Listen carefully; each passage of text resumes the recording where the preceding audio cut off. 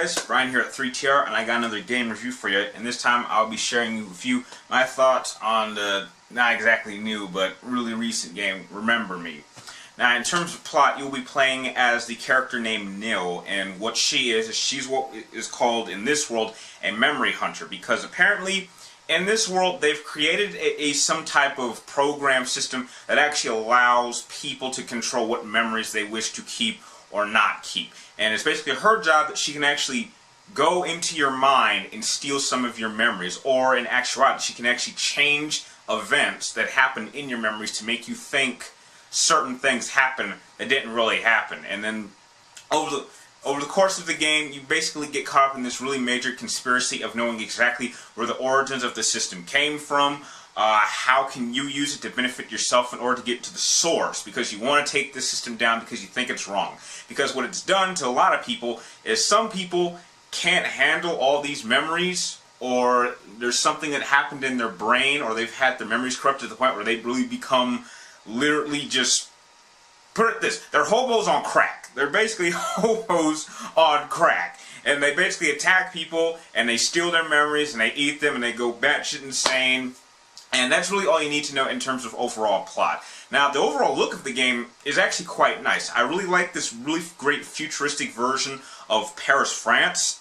It definitely has that, I don't want to say anime type of look, which is a major, which I shouldn't be surprised, because this did come from Capcom, but they really did do a great job of emphasizing really the dynamics of this world, because you see a lot of really cool technology, and there's a lot of really cool elements about having the ability to control memories that the game really does kind of stress and push towards and really bring forth in its story. Now, the combat in this system plays a lot like Batman, the Arkham Asylum games. If you're an expert at that game, you're going to be a pro at this game probably within an hour. The only problem that I had with the combat is that the combo system that you have, there's only as you can see, there's only 4 layers of combos, and over the course of the game, as you take down the enemies, you're going to build up points which allow you to unlock these individual squares and triangle buttons. Now, each of these individual triangle and square buttons is a different move, but you can only place them in a specific location. So over the course of the game, you'll really be pressing the same combination of buttons. It'll just look different depending on exactly which button effect you want to have. Some of these buttons can heal you, some can actually cause extra damage, some of them can allow your special abilities or special finishing moves to cool down even faster, which is a very cool element, but I really wish I had the ability to actually customize it and make my own set of combos that I felt comfortable with. Over the course of the game, there are a number of boss fights, and as you beat each boss fight, as tradition always states, you'll get like a new special finishing attack move, and they venture from having the ability to go invisible to being able to attach like a memory bomb, which causes like the shockwave that just blows everything in sight.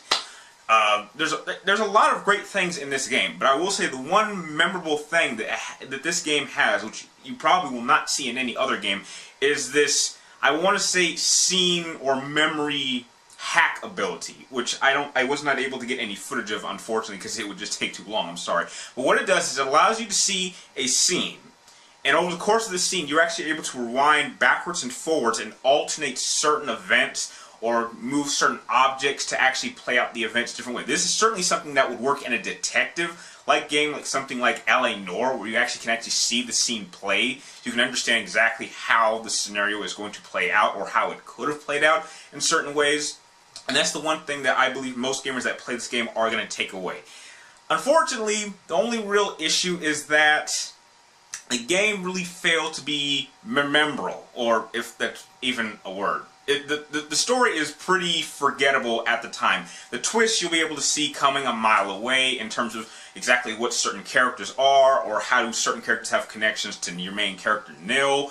It's very predictable, and to my extent, it's only about a 6 or 7 out of game, which for a platformer is a bit disappointing. I would have liked it to at least reach maybe the 10-hour mark, because there is so much you can do. There's a lot of Easter eggs, there's a lot of collectibles, including art and fan art and just extras that you can see what the developers put into the game, but that maybe gives you like an extra hour or maybe 2 hours, because they have these little maps as you walk past, I'll actually tell you exactly where you can find them, and that kind of makes it, kind of obvious and kind of hard to miss most of the time.